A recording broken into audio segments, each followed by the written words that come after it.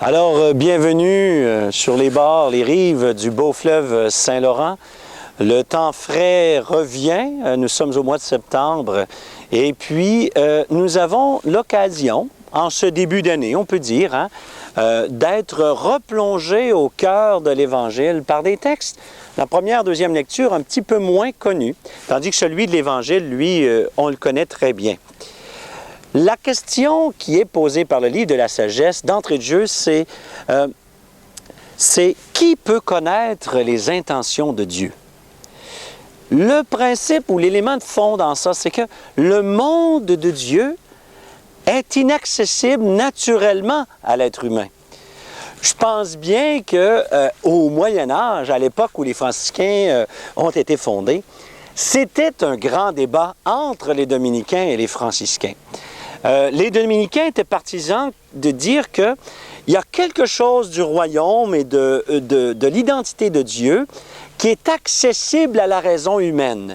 Et puis toute l'école rhénane, entre autres, de quelqu'un qui est très célèbre aujourd'hui, Maître Eckhart, va défendre cette idée, mais ce n'était pas le seul. C'est un courant vraiment qu'on trouve surtout représenté dans la grande théologie dominicaine, c'est que l'être humain, naturellement constitué, a accès à Dieu parce que dans son être est inscrit quelque chose qui peut lui permettre d'accéder à Dieu, même par la nature, par la beauté d'un grand paysage. Dans la tradition franciscaine, on prétend l'inverse. C'est-à-dire qu'il y a quelque chose d'accessible de Dieu, qu'on peut connaître de Dieu par notre raison, par notre observation de la nature et du monde, mais il y a une dimension de Dieu qu'on ne peut pas connaître si Dieu lui-même ne décide pas de le révéler. Et donc, c'est exactement là que se situe le texte de la sagesse de cette semaine. Ce qu'il nous dit, c'est qu'au fond, il y a quelque chose de Dieu, oui, qu'on peut connaître, mais les intentions, la vision, ce que Dieu attend du monde, on ne peut pas le savoir, on ne peut pas le connaître, si ce n'est que parce que lui décide de le faire savoir. Et c'est comme ça qu'on entre avec toute la notion de révélation, c'est-à-dire Dieu qui se fait connaître à son peuple. Lorsqu'on compare la foi juive aux foi environnantes ou aux religions environnantes, ça c'est ce qu'on appelle les religions comparatives, on constate que l'ensemble des cultes ou des religions cherchent à s'élever et à atteindre les divinités en décodant les mécanismes qui nous permettent, je vais dire ça comme ça, de forcer la main aux divinités par le biais, par exemple, de la magie ou de différents cultes qui sont rendus aux divinités entourant, je dirais, la région d'Israël. Il y a quelque chose quand même d'assez audacieux dans la profession de foi du peuple juif.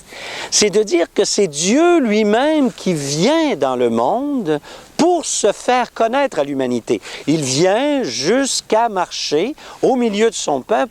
Il s'insère dans dans l'histoire de son peuple et il y prend part. C'est-à-dire que dans un sens, il oriente l'histoire.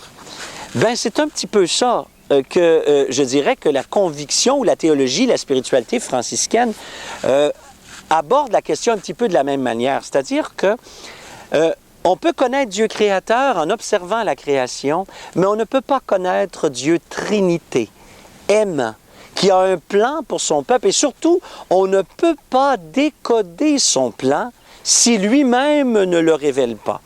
Et c'est ce qui amène toute la question dans notre histoire sainte de ceux qui viennent révéler le désir de Dieu, l'intention de Dieu, ce qui est le sens profond du prophète. En hébreu, on disait le Nevi'im, le prophète en grec, c'est celui qui peut être à la fois en face de Dieu et en face du peuple de Dieu.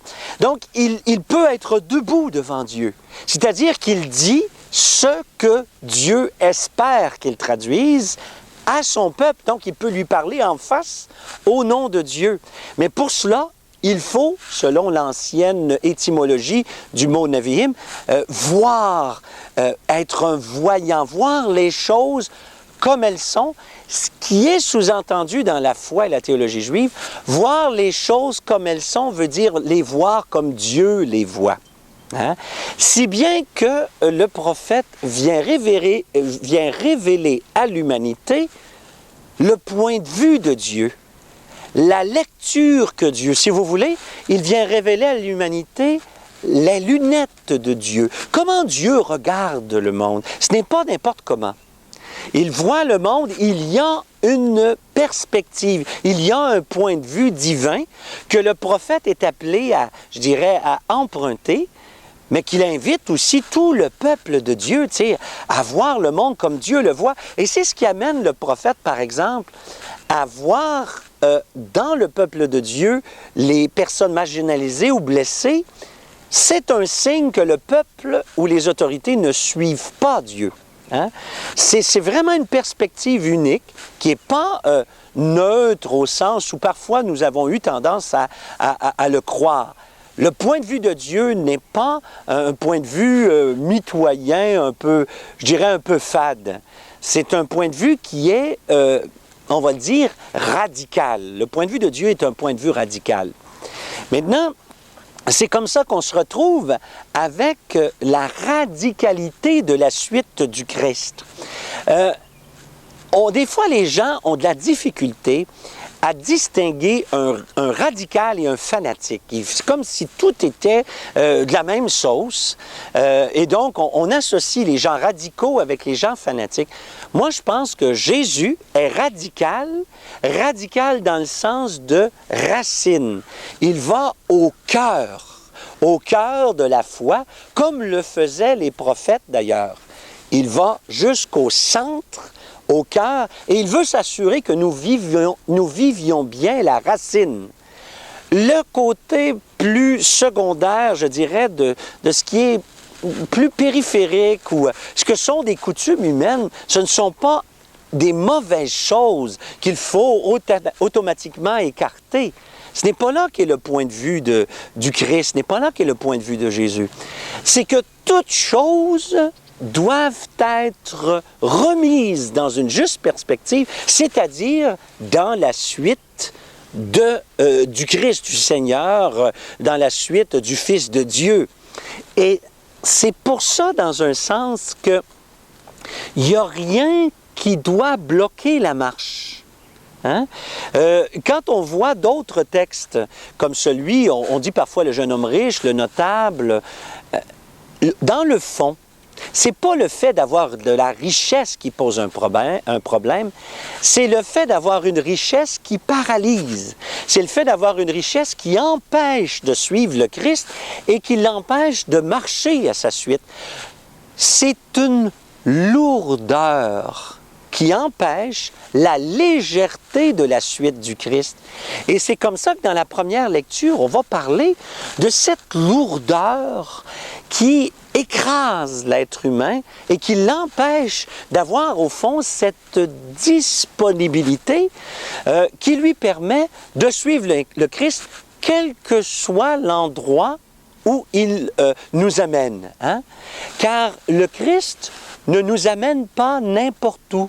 Comme le Dieu de la première alliance nous conduit vers une terre promise, mais il nous amène à travers les prophètes à ne pas avoir n'importe quel regard sur le monde. La lunette du Christ sont en fait des souliers. C'est des souliers, c'est là où on a les pieds, là où on marche. Cette belle image de la suite du Christ, le fait de renoncer à soi pour le suivre, c'est en fait une image de mouvement. C'est une image, je ne sais pas si vous vous rappelez, il y a un mois, nous avions parlé de la vigilance du disciple. Bien, en fait, c'est ça exactement. En araméen, le mot disciple veut dire des adhérents. Des gens qui collent, les jeunes disent des fois qu'ils collent au basket, hein, qui collent aux souliers d'un autre. Bien, c'est un petit peu ça ici. Le disciple, c'est celui qui colle au pas du Christ, qui le suit de si près qu'il en vient à emprunter ou à adopter tranquillement le regard du Christ sur le monde. Dis-moi où sont tes pieds, je te dirai, quelle est ta foi? Assurons-nous donc, comme chrétiens, de marcher là où le Christ souhaite que nous soyons. Assurons-nous, comme chrétiens, de marcher avec la même légèreté et de ne pas hésiter, comme l'a fait François, mais comme le fait aussi combien d'autres personnes, à enlever dans notre vie ce qui obstrue le chemin, de façon à ce que nous puissions marcher avec légèreté. Et c'est donc à un renouvellement non seulement de nos biens, mais de toutes nos relations, qui est l'interpellation du Christ. C'est-à-dire que c'est pas dans le sens de on enlève nos frères, nos sœurs, c'est dans le sens que on entre en relation avec nos frères, nos sœurs, nos amis, nos proches, dans la relation du Christ, c'est ce qui amène une façon différente de se comporter. C'est ça, avoir le cœur alerte. Rien ne nous obstrue. Nous marchons avec enthousiasme à la suite du Christ. C'est ça le sens, il me semble en tout cas, le sens de ces textes de cette semaine qui nous invitent à recevoir de Dieu la révélation de ce qu'il est et de ce que nous sommes pour pouvoir marcher à la suite de son Fils. C'est toute une révélation, mais c'est aussi tout un itinéraire. Amen.